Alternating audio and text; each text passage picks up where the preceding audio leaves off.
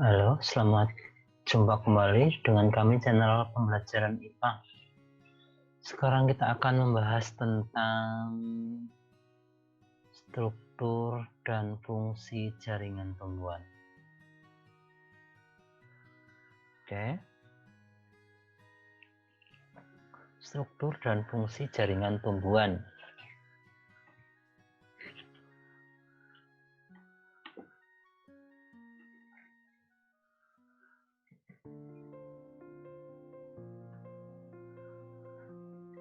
Sambil kita menunggu materi,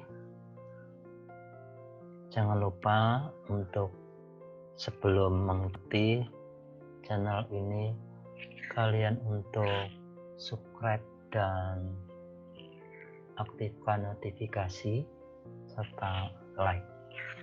Terima kasih. Struktur dan fungsi jaringan tumbuhan. Alat tubuh tumbuhan disebut sebagai organ. Tumbuhan tingkat tinggi memiliki organ akar, batang, daun, dan buah dan biji. Bunga hanya dimiliki oleh tumbuhan berbiji, yaitu spermatopita. Perbedaan masing-masing organ menunjukkan adanya perbedaan struktur dan fungsi dalam kehidupan seluruh tumbuhan. Ini bagian tumbuhan dari akar, batang, daun, bunga. Ini batang, daun, akar. Sekarang kita bahas tentang akar. Batas antara batang dan akar dinamakan daerah peralihan. Sistem perakaran tumbuhan tingkat tinggi dapat dibedakan menjadi dua, yaitu sistem perakaran serabut dan sistem perakaran tunggang. Sistem perakaran serabut dimiliki oleh tumbuhan monokotil, contohnya padi, jagung, bambu, dan sebagainya. Sedangkan sistem perakaran tunggang dimiliki oleh tumbuhan dikotil, contohnya mangga, jambu, bayam, wortel, pepaya, dan sebagainya. Akar berasal dari calon akar atau radikula yang terdapat pada embrio atau lembaga dari biji. Struktur morfologi akar. Di gambar akar, struktur luar atau morfologi akar di bagian paling ujung terdapat jaringan meristem apikal yang dilindungi oleh tudung akar atau kalitra. Ini tudung akar atau kalitra. Kalitra terdiri dari sel-sel parenkim yang berdinding tipis berbentuk kubus berisi protoplasma dan sedikit sekali vakula.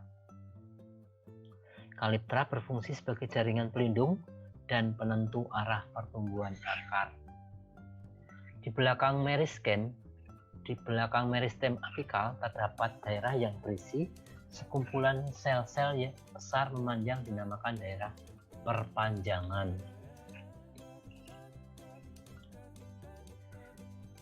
Di daerah perpanjangan terdapat sel-sel yang berdiferensi membentuk protoderma dan prokambium, dinamakan daerah diferensiasi.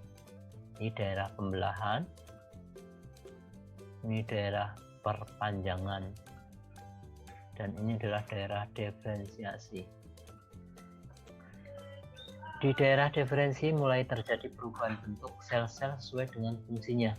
Misalnya terbentuk rambut akar oleh sel-sel epidermis. Struktur anatomis akar. Secara anatomis, akar tersusun oleh 3 daerah lapisan jaringan pokok atau sistem jaringan, yaitu epidermis, korteks, dan silinder pusat atau stele.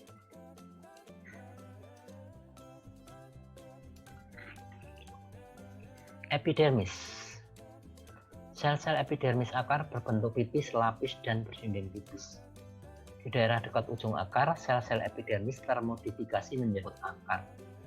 Sel-sel epidermis yang membentuk rambut akar memiliki lapisan kutikula yang sangat tipis dengan fungsi sebagai penyerap air.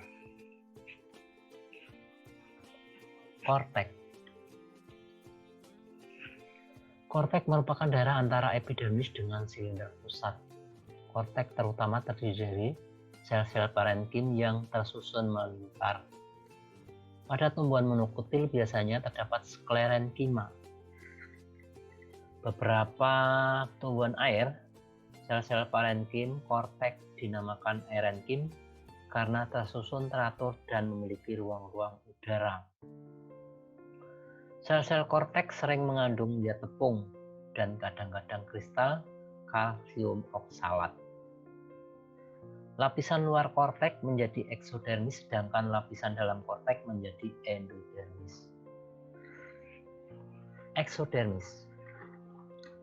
Lapisan luar korteks yang berbatasan dengan epidermis dapat berdiferensiasi menjadi eksodermis. Eksodermis terdiri dari selapis sel atau lebih, terdiri sel panjang dan sel pendek berselang-seling atau semacam saja, dan dinding selnya mengandung suberin atau lignin. Di sebelah dalam eksodermis kadang-kadang terdapat sklerenkima. Endodermis.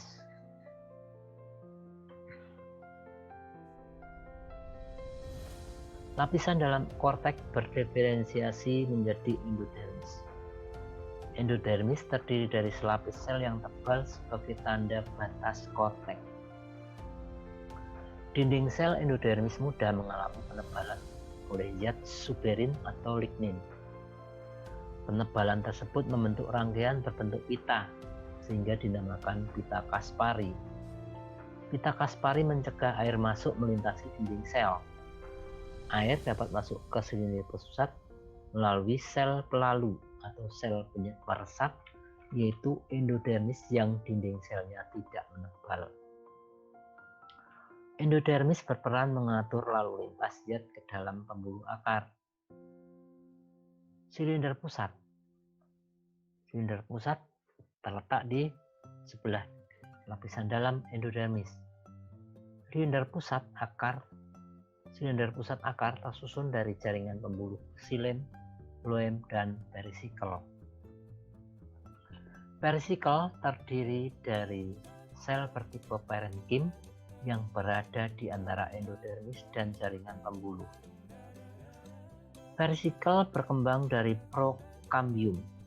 Pada tumbuhan monokotil, xilem terletak berselang-seling dengan floem, dengan letak xilem lebih ke dalam dari floem, sedangkan pada tumbuhan dikotil, xilem letaknya di pusat akar dan berbentuk seperti bintang. Struktur anatomis akar.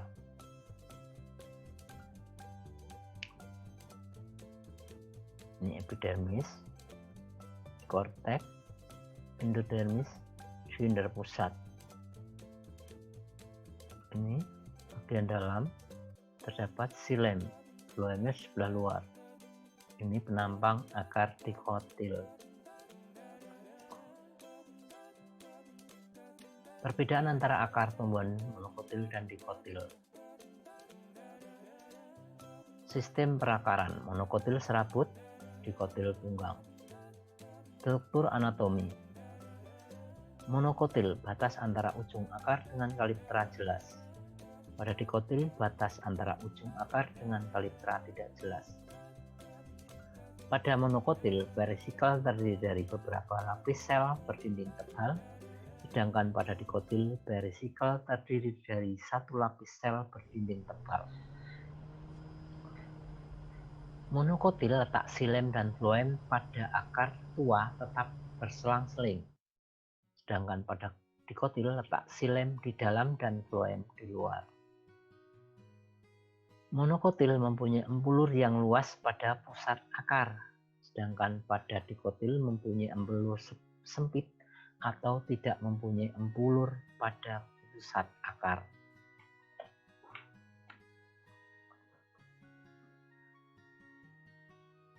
Pada monokotil, perisikel hanya membentuk cabang akar, sedangkan pada dikotil, perisikel membentuk cabang akar dan dapat membentuk meristem sekunder seperti kambium dan kambium gabus.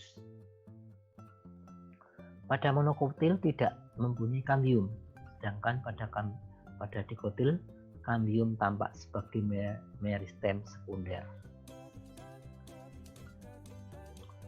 Pada monokotil jumlah lengan protosilem banyak, lebih dari 12, sedangkan pada dikotil jumlah lengan silem antara 2 sampai 6. Jarang kalau lebih. Batang. Permukaan luar batang menunjukkan ciri-ciri khusus, misalnya batang keras, lunak berwarna hijau atau coklat. Batang merupakan bagian tumbuhan yang berada di permukaan tanah. Struktur morfologi batang. Tumbuhan angiosperma memiliki 3 macam batang, yaitu batang tipe rumput atau kalmus, tipe lunak berair atau herbaceous atau terna, dan tipe berkayu atau lignosus. Pada tempat-tempat tertentu di permukaan batang berkayu terdapat lentisel. Lentisel berfungsi sebagai tempat keluar masuknya gas pada tumbuhan. Batang tumbuhan herbaceous umumnya lunak, berwarna hijau, jaringan kayunya sedikit atau bahkan tidak ada, ukuran batang kecil dan pendek. Bagian luar batang berupa lapisan epidermis yang berdinding tipis, tidak terdapat jaringan gabus dan stomata. Contohnya bayam, kacang, jagung. Ini struktur batang. Ini tanaman dikotil. Ini phloem, yang di luar ini phloem. Yang tengah ini yang warna biru ini namanya kambium, sedang yang bagian dalam namanya silem. Pada tumbuhan monokotil, silem dan phloem terletak tersebar dan tidak teratur. Struktur anatomis batang.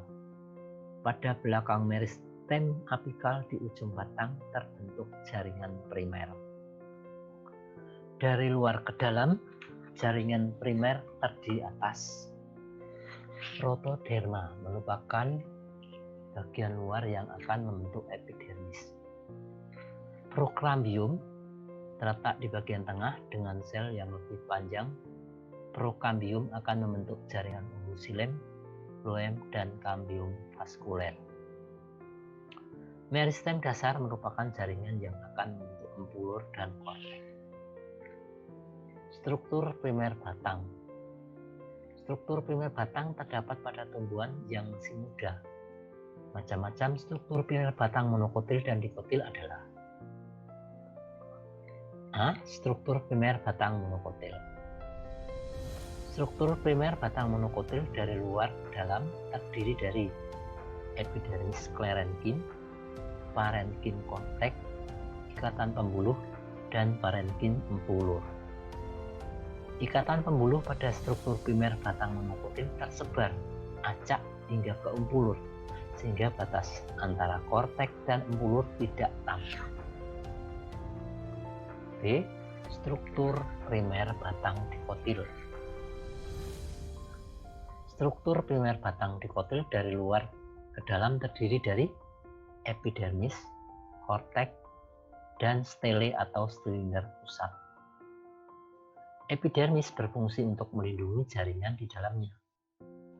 Korteks tersusun dari sel parenkim berfungsi untuk menyimpan cadangan makanan. Kolenkim dan sklerenkim berfungsi memperkuat batang. Stele tersusun atas silem, phloem, kambium, vaskuler, dan empulur. Phloem primer berfungsi untuk mengangkut zat organik hasil fotosintesis dari daun ke seluruh tubuh tumbuhan. Kambium vaskuler atau kambium pembuluh merupakan jaringan yang bersifat meristematis dan terbentuk dari prokambium. Kambium terletak antara jaringan silem dan phloem. Pembelahan kambium ke arah luar akan membentuk phloem sekunder, sedangkan ke arah dalam akan membentuk silem sekunder. Xilem primer tersusun oleh pembuluh xilem, trakea, dan trakeid. Empulur bagian dalam dari batang yang tersusun oleh sel-sel parenkim dan dapat sebagai tempat penyimpanan makanan. Struktur sekunder batang. Macam-macam jaringan sekunder pada tumbuhan dikotil sebagai berikut. Floem sekunder, letaknya lebih dalam dari floem primer. Akibatnya terus terbentuknya jaringan floem sekunder menyebabkan batang tanaman dikotil terus membesar atau mengalami pertumbuhan sekunder. Xilem sekunder. 1. Letaknya lebih ke arah luar dari xilem primer. 2. Pertumbuhan jaringan xilem sekunder yang terus-menerus menyebabkan pembentukan jari-jari xilem semakin besar. 3. Pembentukan jari-jari xilem tidak sama setiap tahun.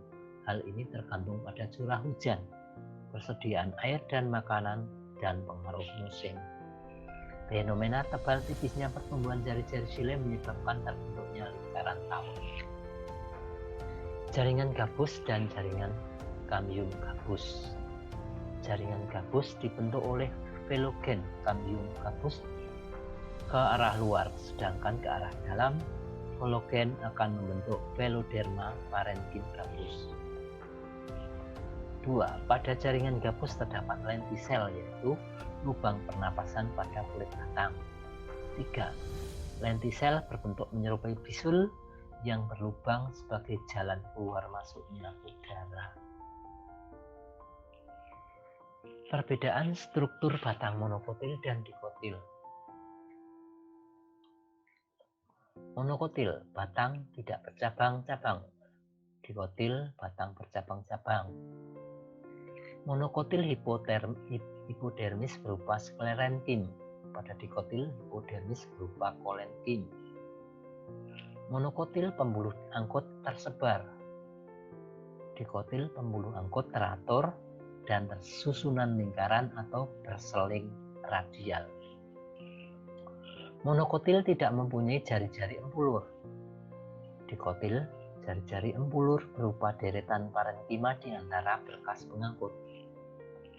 Monokotil tidak mempunyai cambium vaskuler sehingga tidak dapat tumbuh membesar. Dikotil mempunyai cambium vaskuler sehingga dapat tumbuh membesar. Monokotil tidak dapat dibedakan dengan daerah korteks. Sementara dikotil dapat dibedakan daerah korteks dan empulur. Monokotil tidak ada cambium antara xilem dan loem. Sedangkan dikotil ada cambium di antara xilem dan loem. Oke, sekian dulu pembahasan kita untuk materi daun. Akan kita bahas ke materi berikutnya. Oke, sekian dulu. Jangan lupa belajarnya ya. Untuk materi daun kita bahas materi selanjutnya. Kita tutup sekian dulu. Nanti kita kerjakan latihan soal. Sampai jumpa. Terima kasih.